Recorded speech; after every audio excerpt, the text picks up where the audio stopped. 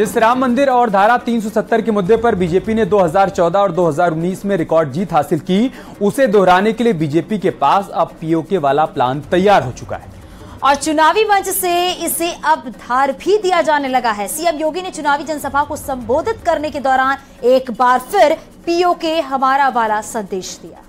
CM योगी ने अपने भाषण में कहा कि कंगाल पाकिस्तान के साथ पीओके रहना ही नहीं चाहता है और पीओके में भारत के साथ मिलने की मांग उठ रही है। सीएम योगी ने कहा कि पाकिस्तान के भूखे लोग रोटी के लिए लड़ाई कर रहे हैं और देखिए कैसे आज कश्मीर भारत के कानून से चल रहा है। जैसे धारा 370 हटी, आतंकवाद का खात्मा होगा। मुख्यमंत्री योगी ने कहा कि देश से आतंकवाद को जल्द ही खत्म कर दिया जाएगा। साथ ही पीओके को लेकर पाकिस्तान को भी संदेश दिया गया। जैसे ही पीएम मोदी से लेकर राजनाथ सिंह तक इस मुद्दे पर पहले बोल चुके हैं। आपको एक रिपोर्ट दिखाते हैं और रिपोर्ट के जरिए आप समझिए कि कैसे बीजेपी अब इसे चुनावी हथियार बनाने की तैयारी कर रही है।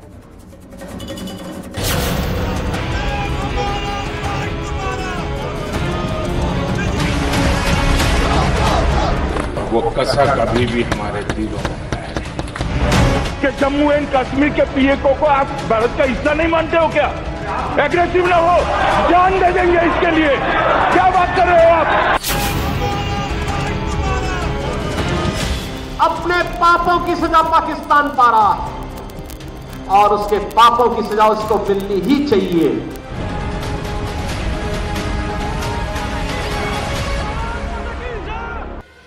ये इशारा पीओके के लिए है। ये संदेश देश के नाम पाकिस्तान के लिए है। ये ऐलान उस जमीन के लिए है जिसे पाकिस्तान ने कब्जा कर लिया।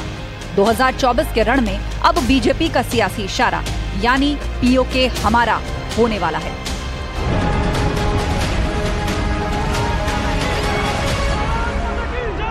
पीएम मोदी से लेकर अमित शाह तक, राजनाथ सिंह से लेकर सीएम योगी तक अब हर जबान पर पाकिस्तान अधिकृत कश्मीर को अपनाने का नारा बुलंद हो रहा है।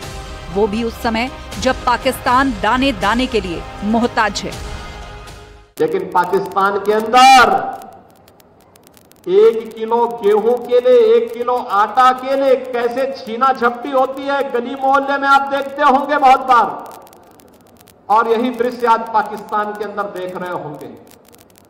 अपने पापों की सजा पाकिस्तान पा रहा है और उसके पापों की सजा उसको मिलनी ही चाहिए।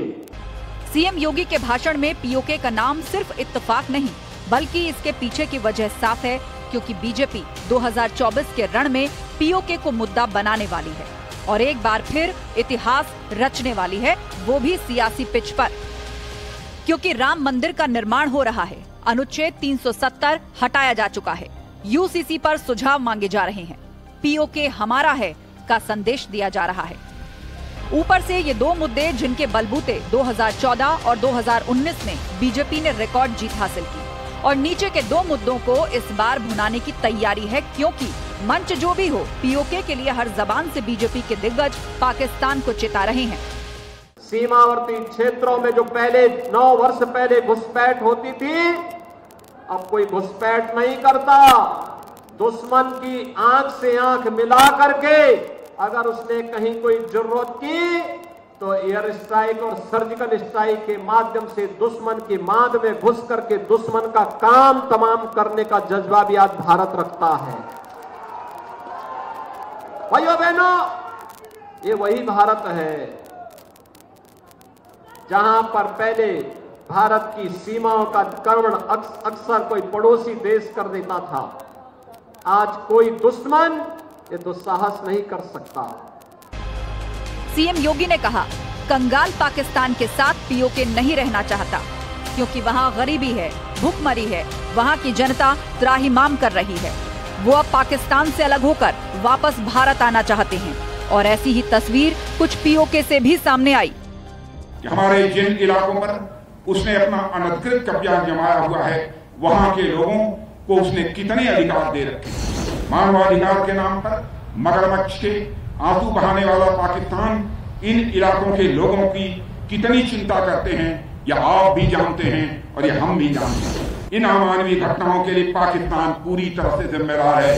पाकिस्तान भी पाक ऑक्युपाइड कश्मीर में आज जो अत्याचार का बबूल बो रहा है, आने वाले समय में उसके सामने कांटे की ही फसल तैयार मिलेगी।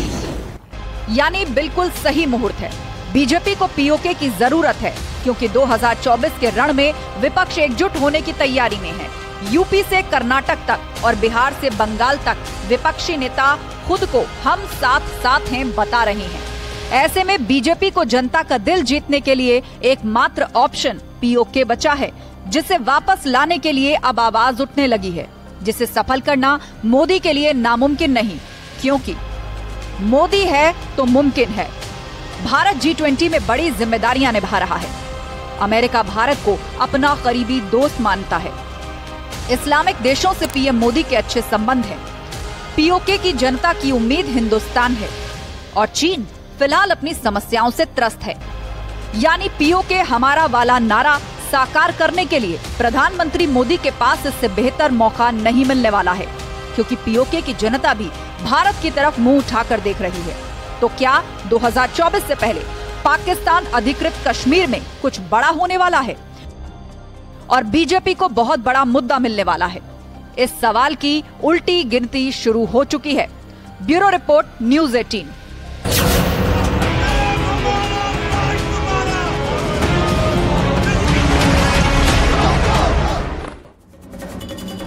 मोदी सरकार ने यूनिफॉर्म सिविल कोड लागू करने के लिए पहला सियासी कदम उठा लिया है, जिस पर खास धर्म और समुदाय के लोगों को आपत्ति होने लगी है। कोई इसे इस्लाम विरोधी बता रहा है तो कोई इसे नफरत की पॉलिसी बता रहा है।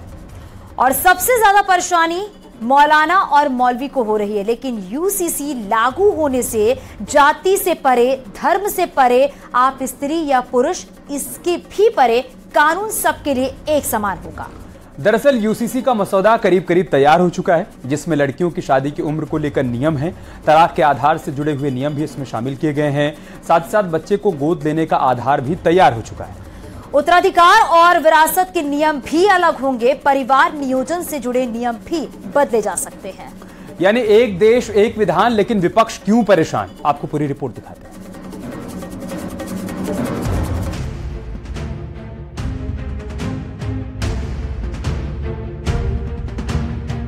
भारत में एक विधान, एक निशान और एक संविधान की बात हो रही है। एक देश तो दो कानून क्यों जैसे सवाल उठ रहे हैं और सहूलियत के हिसाब से कानून का इस्तेमाल करने वालों को आईना दिखाया जा रहा है, क्योंकि यूसीसी का जिन्न जैसे ही बाहर निकला तो सियासत शुरू हो गई, वो भी मजहब के नाम पर।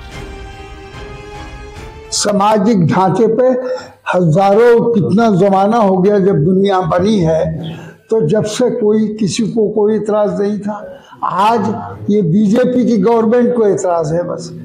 तो ये बिल्कुल गलत है कि उसकी वजह से ये आपस में मेलजोल नहीं हो पा रहा, बल्कि उनकी पॉलिसी के एतबार से बीजेपी की पॉलिसी हिंदू मुस्लिम है, नफरत की पॉलिसी है। उसकी वजह से ये सारा देश का ढांचा खराब है, बिगड़ा हुआ है, हालात बिगड़े हुए हैं। कुरान पाक ने जो हमें हिदायतें दी हैं हम उसी फॉलो करेंगे। ये कानून कितने ही बना दें, इनके कानून का हमारे पास असर नहीं पड़ेगा। मुसलमान कुरान पाक की रूह से अपने फैसले करेगा। जो अपनी संपत्ति अपने बच्चों में बांटनी है उसको शरीयत के हिसाब से देगा। एक देश एक वेश, एक कानून, फिर चाहे बात शादी की हो, संपत्ति की हो या फिर तलाक से जुड़ा हो। अगर यूसीसी आया तो मजहबी कानून पीछे छूट जाएंगे और सिविल कोड कानून आगे आ जाएगा। लेकिन यूसीसी पर केंद्र की तैयारियों से पहले ही सियासी घमासान छिड़ा हुआ है। किसी ने इसे 24 का एजेंडा बताया, किसी ने सिस्टम को दोषी ठहराया, लेकिन ठहर कर समझने को कोई तैयार नहीं कि आखिर यूसीसी से दिक्कत कैसी है। समुदाय विशेष के लिए अलग अलग कानून, शादी ब्याह और संपत्ति के लिए अलग कानून। इस तरह के कानूनों को पर्सनल लॉ कहते हैं। पर्सनल लॉ के तहत मुस्लिम 4 शादी कर सकते हैं। हिंदू मैरिज एक्ट में पहली पत्नी के रहते दूसरी शादी अपराध। यानी समुदाय के नाम पर अपने अपने हिसाब से कानून, जिसे खत्म करने के लिए मोदी सरकार अब बड़ा कदम उठाने वाली है। यानी जो हिंदू के लिए कानून होगा वो मुस्लिम के लिए भी, जो सिख के लिए कानून होगा वो ईसाई के लिए भी। लेकिन इससे कुछ मौलाना मौलवी को परेशानी होने लगी है। ये देखिए, मैं कह सकता हूं कि ये भी अध्यादेश समय पर आ जाएगा। आप चिंता मत करिए, इसके लिए समय का इंतजार करिए, जब समय होगा तो ये भी आएगा। लेकिन सर वो कह रहे हैं कि देश मतलब हम लोग शरीयत से चलने वाले, शरीयत ही मानेंगे। ये शरीयत से देश नहीं चलता है, देश कानून से चलता है, कानून से चलेगा। हालांकि राम मंदिर 370 के बाद समान नागरिक संहिता बीजेपी के कोर एजेंडे का हिस्सा है और अब 2024 से पहले मोदी सरकार ने इस तरफ अपने कदम बढ़ा दिए हैं। इसके लिए अब बीजेपी समर्थित राज्यों से मसौदा भी तैयार होने लगा है। शादी की उम्र को लेकर नियम, तलाक के आधार से जुड़े नियम, बच्चे को गोद लेने का आधार, उत्तराधिकारी और विरासत के नियम, परिवार नियोजन से जुड़े नियम, मतलब जाति से परे, धर्म से परे, आप स्त्री हैं या पुरुष, इससे भी परे कानून सबके लिए एक समान होगा। शादी, तलाक, गोद लेना, उत्तराधिकारी, विरासत और लैंगिक समानता के लिए यूसीसी की जरूरत देश में महसूस की गई।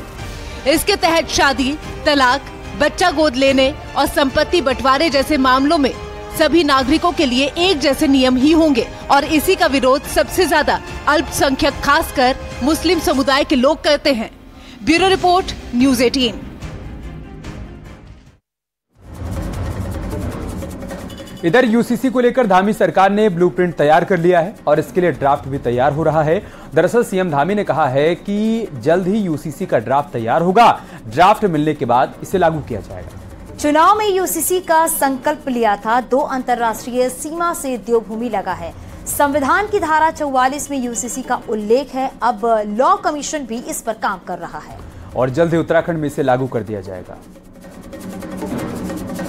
समझता हूं कि जल्दी से जल्दी उनका ड्राफ्ट तैयार होगा और जैसे ही ड्राफ्ट मिलेगा उसको लागू करने की दिशा में हम आगे बढ़ेंगे, क्योंकि ये हमारा संकल्प था। उत्तराखंड की देवतुल्य जनता ने इसमें हमको मैंडेट दिया, अपना मत समर्थन देकर उन्होंने कहा कि आप यूसीसी को लागू करिए।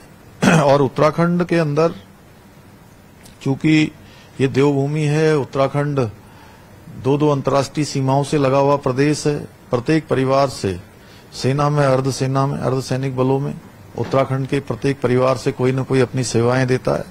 और भारत के संविधान की धारा 44 के अंतर्गत भी इसका उल्लेख है कि यूसीसी लागू होना चाहिए, देश में लागू होना चाहिए, प्रदेश में लागू होना चाहिए। उसी के अनुरूप यूसीसी कमेटी अपना ड्राफ्ट बना रही है। उसने अनेक स्थानों पर जाकर लोगों से उनकी राय भी ली है, लोगों से उनके विचार जाने हैं, अनेक संगठनों से, अलग अलग संप्रदाय के लोगों से बात की है और लॉ कमीशन भी उस पर काम कर रहा है और उन सब के मत आ जाएंगे तो ड्राफ्ट आएगा। यूपी में बीजेपी के लिए 80 सीटों पर कमल खिलाना इतना भी आसान नहीं और ये बात पार्टी नेतृत्व को पता है। तभी तो अब तक कई प्लान तैयार हो चुके हैं, लेकिन सबसे लेटेस्ट प्लान यह है कि बीजेपी अब उसी उम्मीदवार पर दांव खेलने वाली है जो जिताऊ होंगे और इसके लिए पार्टी ने टिकट का फाइनल टेस्ट रख दिया है, जिसमें वर्तमान सांसदों को पास होना होगा। दरअसल अपने क्षेत्र में सांसदों ने कितना काम किया है ये बताना होगा। महाजनसंपर्क अभियान में योगदान क्या है ये पार्टी नेतृत्व को समझाना होगा। सोशल मीडिया पर कौन कितना एक्टिव है इस पर भी बीजेपी की पूरी नजर है। संगठन में किसका कितना योगदान है ये भी टिकट बंटवारे के समय काफी अहम होगा, क्योंकि इस बार बीजेपी में टिकट परफॉर्मेंस के आधार पर मिलने वाला है। ये रिपोर्ट देखिए।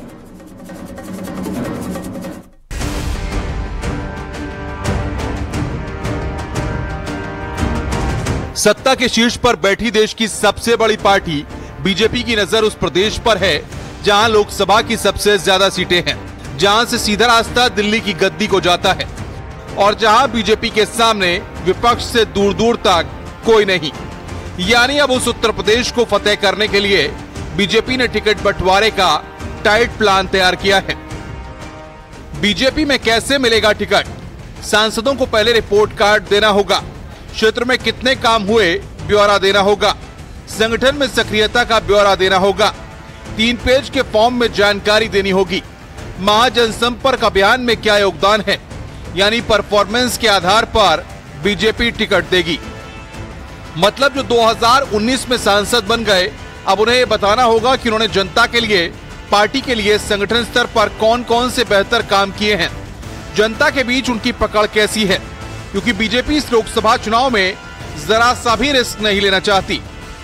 भारतीय जनता पार्टी मिशन 2024 की तैयारियों में जुटी हुई है और इसके लिए भारतीय जनता पार्टी अपने सभी सांसदों का ब्यौरा एकत्र कर रही है कि आखिर सांसदों ने अपने लोकसभा क्षेत्र में क्या कुछ काम करा है। इसके अलावा वो सांसद अपने लोकसभा क्षेत्रों के अलावा पार्टी के जो तमाम अभियान हैं उन अभियानों में कितना सक्रिय रहे, इन सभी का ब्यौरा भारतीय जनता पार्टी एकत्र कर रही है। बीजेपी के शीर्ष नेतृत्व ने उत्तर प्रदेश में सभी 80 सीटों पर जीत का प्लान तैयार किया है।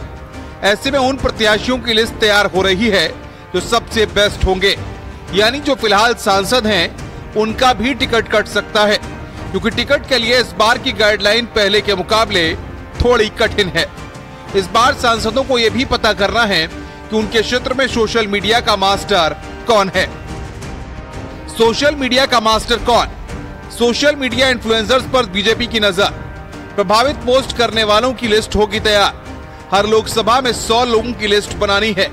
बीजेपी के पक्ष में पोस्ट करवाने की जिम्मेदारी होगी। पक्ष में कितने और विपक्ष में कितने पोस्ट हो रहे, ये भी अब बीजेपी के सांसदों को बताना होगा और 24 में टिकट पाने के लिए इसे अनिवार्य कर दिया गया है। यानी इस बार काम दिखाओ और टिकट पाओ जैसे टास्क तो करने ही होंगे। और महासंपर्क अभियान के सहारे भारतीय जनता पार्टी अपने सभी लोकसभा के सांसदों का ब्यौरा एकत्र कर रही है कि आखिर उनका जनता के बीच में क्या फीडबैक है, कैसी राय है, वो किस तरह से काम कर रहे हैं, जनता उनके कामकाज से संतुष्ट है या नहीं। तो ऐसे में एक बात साफ है कि अब भारतीय जनता पार्टी में सांसदी का टिकट पाना उतना आसान नहीं होगा। काम के आधार पर, परफॉर्मेंस के आधार पर भारतीय जनता पार्टी अब लोकसभा के प्रत्याशियों का ऐलान करेगी। टिकट के लिए बीजेपी का यह रास्ता भले ही उत्तर प्रदेश के कुछ सांसदों के लिए कठिन हो, लेकिन 80 सीटों पर फतह करने के लिए इसे खास प्लान बताया जा रहा है, क्योंकि चुनाव में भले ही जिसकी भी जीत हार हो, लेकिन चुनाव के लिए प्रत्याशी कितने तैयार हैं उसका टेस्ट तो देना ही होगा। और यही बीजेपी को तमाम सियासी दलों से अलग बनाता है। पार्टी का एक महासंपर्क अभियान चल रहा है और उसमें पार्टी के सारे नेता, चाहे सांसद हो चाहे विधायक हो, पार्टी के जो पदाधिकारी है, सभी के कार्यक्रम लगे। और पार्टी जो है इतनी डिजिटल हो चुकी है, इतनी हाईटेक है कि जो भी कार्यक्रम आप जिस दिन करते हैं, जो भी रैली होती है, जो भी उससे संबंधित कार्यक्रम होते हैं, मोदी जी के 9 साल पूरे होने पे उससे संबंधित data same day party office में कलेक्ट हो जाता है। खैर, क्लीन स्वीप के लिए बीजेपी उत्तर प्रदेश में हर पल नया प्रयोग कर रही है, जैसे टिफिन पर चर्चा हो या हर घर दस्तक, इससे 24 में जीत एक तरफा हो और हर सीटों पर भगवा लहरा सके। लखनऊ से न्यूज 18 के लिए संकेत मिश्रा की रिपोर्ट।